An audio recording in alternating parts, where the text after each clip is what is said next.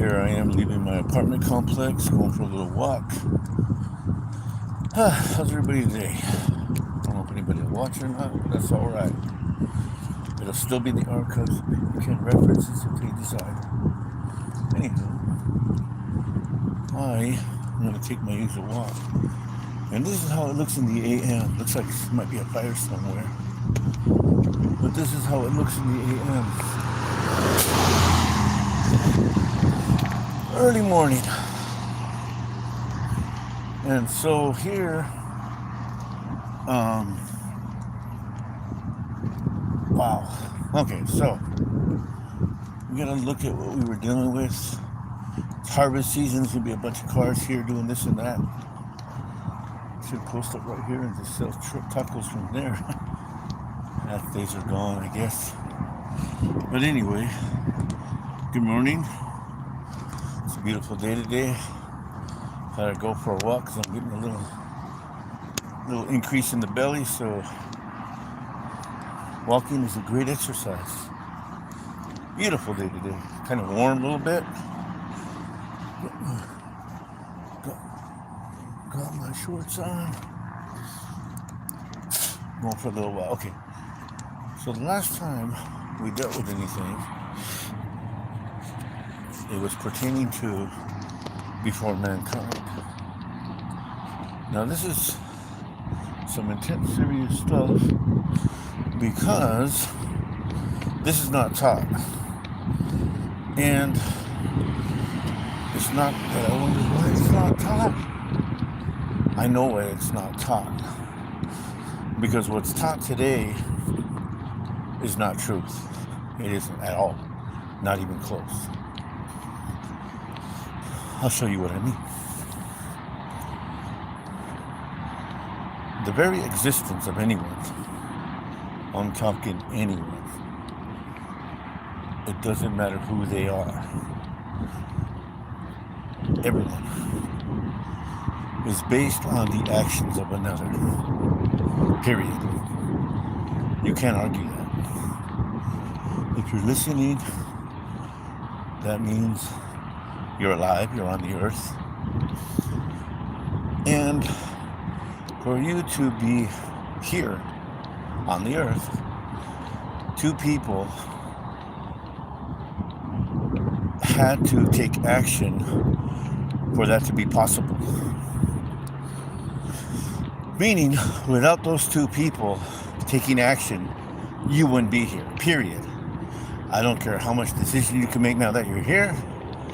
It doesn't matter how much bills you pay, how much you feel you're worth, how you have control of your life, all that stuff that people are fooled by. You would not be here if those two people wouldn't have taken action, which means that you're powerless even over your existence. Now your continued existence, meaning that you're here now. Cool, awesome. It still has to do with others. Let me show you what I mean. The money you so-called earn does not belong to you. If you take a look at the piece of paper that the money value is printed on, it says property of the United States government. Wow. That means that don't even belong to you. Okay. If you work, that doesn't even belong to you. You call it my job. No. It's someone else's task that they don't want to do, so they brought you along to do it at their business, on their time, on their schedule. Think about that. Okay, the sleep you get, if you're afforded any, doesn't even belong to you. No. The reason being is if it was up to you or me or anyone else for that matter, we wouldn't sleep. We'd be all the time busy while we can. But we have to go to sleep. We have no control or power over that. So that's not ours either. When we wake up, come on folks, you don't get this? Now, I'm not trying to make us feel insignificant. That's not what I'm trying to do. Period. What I'm getting to is the basis of everything. Like this. Let me show you something. Watch. See that bridge over there? That bridge right there was built by strangers. Every bridge. Now, you may not have been there when they built it, right? At all. Which is phenomenal. Very phenomenal. But, oh, here's some guys working right now. See, even those purples, they're right, don't belong to them, so it's not theirs either. Anyway, it is a beautiful day. It looks like it's smoky a little bit. Might be a fire somewhere, I don't know. Anyhow, trying to keep this guy out of.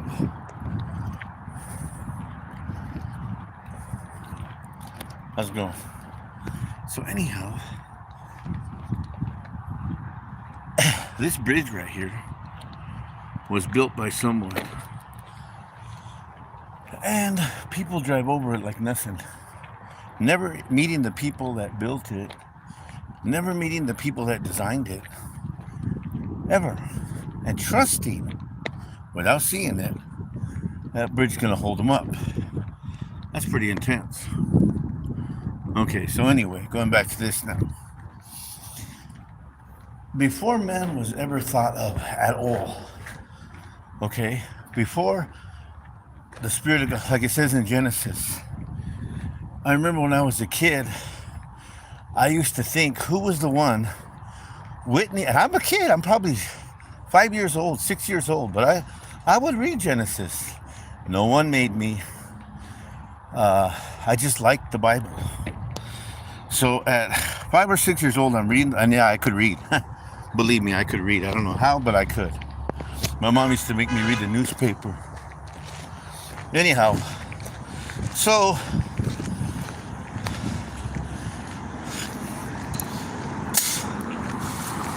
okay, so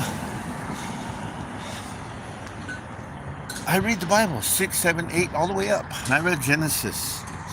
And of course we know in Genesis it says, in the beginning, God created the heaven and the earth. Okay, so as a kid, as a child, I sat there and I wondered, well, who witnessed all this? Because someone had to witness this because they're writing it down. But as you go along, there's nobody there because God didn't make man till the 6th day. So who the heck witnessed this? You know, how the heck was it reported or recorded how the earth was created? I wondered about that as a child. Okay, so of course you got all these ideas and you get into the science and people try to do that. Don't do that to yourself. Paul said it clearly. He said, don't deal with hard questions. You see what I'm saying? And here's the thing. If you want to know stuff, anything, ask God. Ask God himself. Period.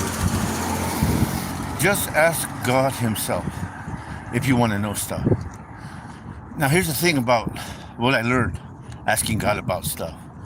Be ready for the answer. Be ready for the answer because he'll give it to you. And it'll come in a way, of course, like you don't expect. It'll come in a way that is interesting. It'll come in a way that doesn't fit to the normal way we receive answers.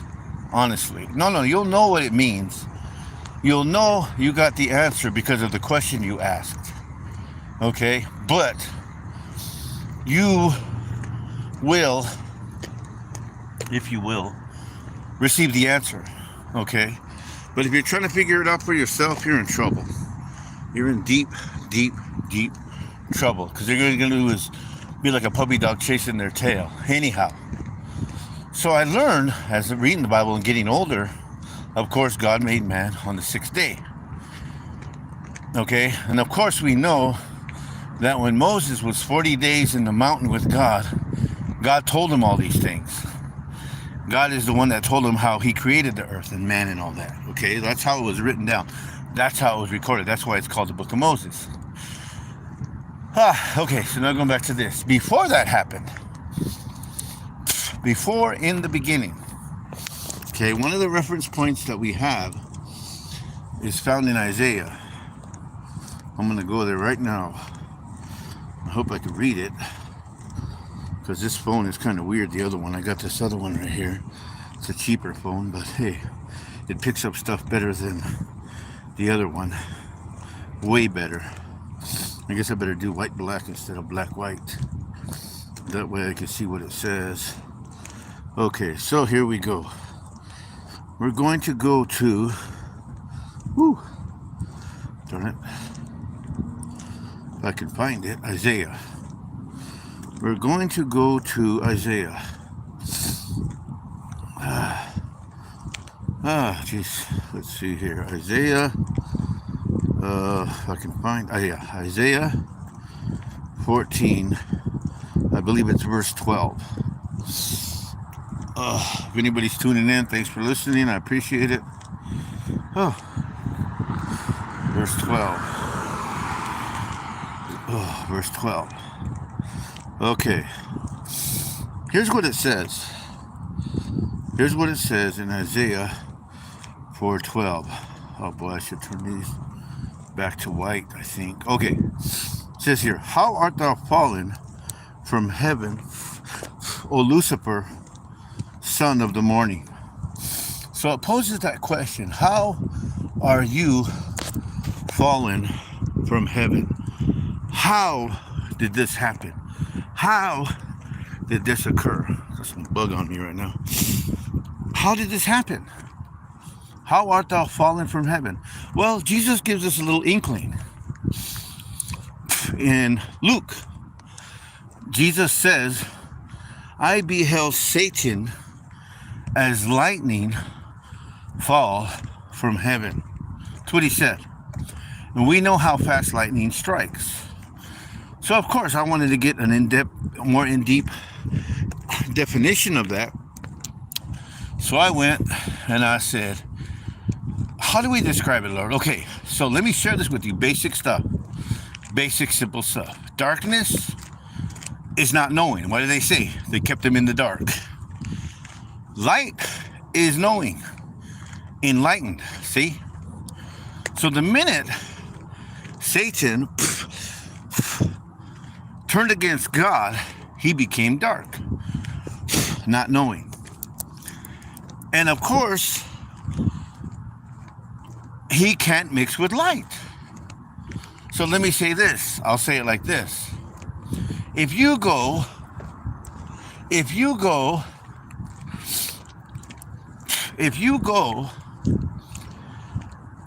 in a dark room, right? You turn on the light. How fast does the darkness disappear? Well, like lightning fall from heaven. Gone that fast. So you see, the minute he turned against God, he became dark. Gone. It wasn't that God banished him. It wasn't that God got rid of him. It wasn't that God went and, like we like to do. Like if we're at home and some homeless person or person that we aren't too hip to comes to our house, what do? Get out of here. Get away. Or we call the cops and get him out of there. See? So we tend to do those things. Damn, bugs. Okay, must be from the fruit. Must be. Okay, so anyway, he disappeared that fast. Quick, gone, out of there. And like I said, it wasn't that. It wasn't. Now, I'm not trying to validate or say, you got to listen to me because I'm sharing this with you. And what I'm about to share with you, I'm not saying take it as, well, you better listen. No, pray about it. Always pray about it. Always pray about it, folks. No question asked about that. Always pray about it. So anyway, I asked God straight up. I did. I said, look, dude, the way they describe it, this is how they say it, the church. Majority of the church world, this is how they say it. They say it like this. They say, here, God made the garden, gave man the choice or free will to choose good or evil. That's what they say. It never made sense to me, folks. Ever. Even as a child, even as a little kid. It never made sense to me. How the heck could God, who's all-knowing, all-loving, who is love actually, sit there and put people in a garden with something that's going to kill them, with them having no knowledge of what that is? See? And so, here, I asked God. Now here's what God showed me. This is what I saw in a vision. Now where I was, it wasn't how they tell you to do and all that stuff. Here's what it was. I went and I told God straight up, I said, what did you do? I want to know what really happened when Satan was lightning fall from heaven. And he showed it to me. So he showed me how much Satan went against him. He showed me how fast he disappeared. I mean, quick, boom, gone. And then, of course, now all this happened just in quickly. It wasn't it wasn't any of that. It was like boom, boom, boom, quick. I mean, quick. It was kind of shocking a little bit. As fast as it was going. Boom. And immediately a third of the angels was coming against God. But before this occurred, God is asking, where is Lucifer? Now again, you might say, well, God knows everything. Why wouldn't he know where Lucifer was? Well, that's one thing God didn't know, was what Satan did against him. God didn't know that. And I can prove it in scripture. When it said about Jesus, he made him sin who knew no sin, that we might be made the righteousness of God in him. Wow. He made him sin who knew no sin, that we might be made the righteousness of God in him. So God had no idea what sin is, what iniquity is, what anything bad was. Okay? Period. Now going for this. Here he goes. And brings the third up. And God is saying the whole time, why are you doing this? I saw this. Why are you doing this against me? Don't you know who I am? And God's hurt. Because you got this angelic being, this forever being, if you will, if I can say being, entity, whatever you want to call it, going against him. And God knows who he is. But see, this is what's amazing about God. This is what truly is amazing about God. He does not need anyone to endorse him. He does not need anyone to believe in him. He does not need anyone to follow him, period. I always told people, I said, the whole world could say there is no God, and he would not disappear. Period. And so, here, by God's grace, here, he's going against him. And of course, God, I don't want to say wins, because you can't go against God. Jesus gave that in the Acts of the Apostles, when he told Paul, or Saul, Saul, why persecutest thou me? I am Jesus whom thou persecutest. Don't you know it's hard for you to kick against the pricks? Meaning, if a bunch of stuff was sharp there, you could not kick against them. a sword. You can't kick against it. You're going to lose.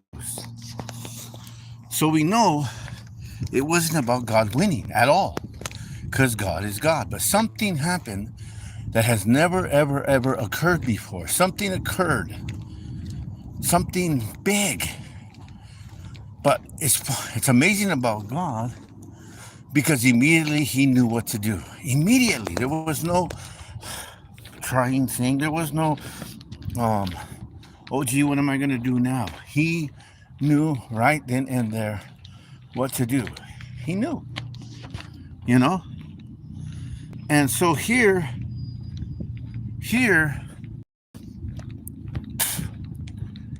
he knew exactly what to do. And he did it. He actually did it. Without even doing it. Okay?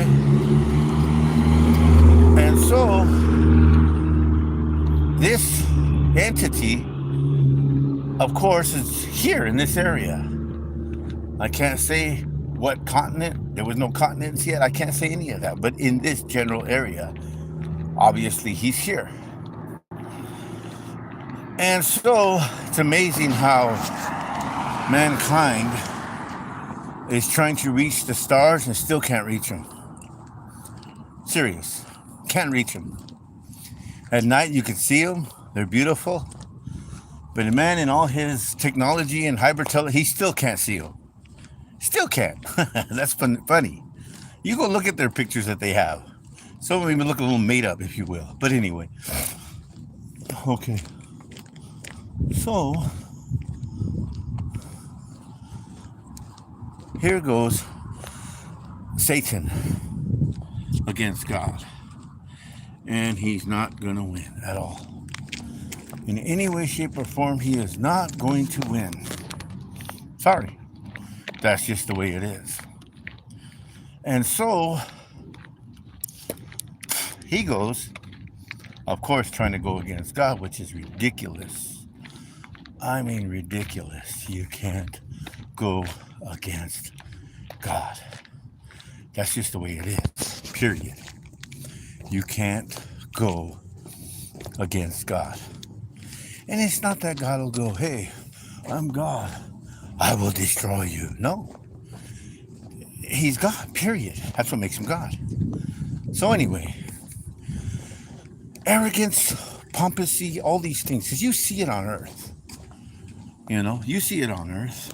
The arrogance, the pompousness that goes on. And of course, this is, in other words, it's allowing Satan's mouth to run. So the next thing that God showed me, or next vision they want to call it, I see Satan down here with the rest of the angels. And the funny thing is, oh, let me give you this. So when I saw the battle of the ones that went against God, against God's angels, oh, by the way, too, it wasn't that Satan tricked those guys. It was that God stopped it at the third. That's what happened. God is the one who stopped it at the third. I have to tell you that. Many people think that he tricked them. He tricked them and said, oh, we are going to take over God. We're going to destroy him. We are going to be forever, whatever. Nah, it wasn't that. It was God that stopped it at the third. Period. That's what happened. Okay? That's what I want to tell you. That's how much in control God is. Period. Okay, so now he goes and he stops it at the third. So Satan in all spot. I saw this myself. So there's Satan, and he is telling them, oh shoot, he'll be back. He loves us. He'll be back. And he knows this because God is love. Here's the Subaru plate still empty. They finally took down the signs. So no more signs of, it's gone. Look at that. Gone. I don't know if they're out of business, but there are no cars here at all. None. Zero. Zilch.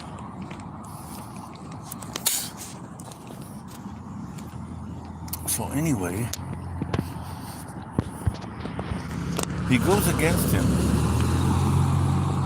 And I don't want to say, like I said, no win or loss. He, if you will, goes and basically, I guess I could say, well, yeah. He's down here and he's telling the other angels, oh, he'll be back. He'll be back. We are going back with him. You know, because again, pompousness has no limits. Pompousness, self-centeredness, greed, selfishness has no limits to it. There is none. It just eats and eats and eats and eats, and there's never enough. Okay. How does Ecclesiastes say it? It says, the ear is never full of hearing, nor the eye seeing. That's funny. Okay. And so, well, I'm about to cut off here pretty soon because I'm getting close to civilization, and you know how it goes. Anyway, I'll continue on later. Have a great day. Okay.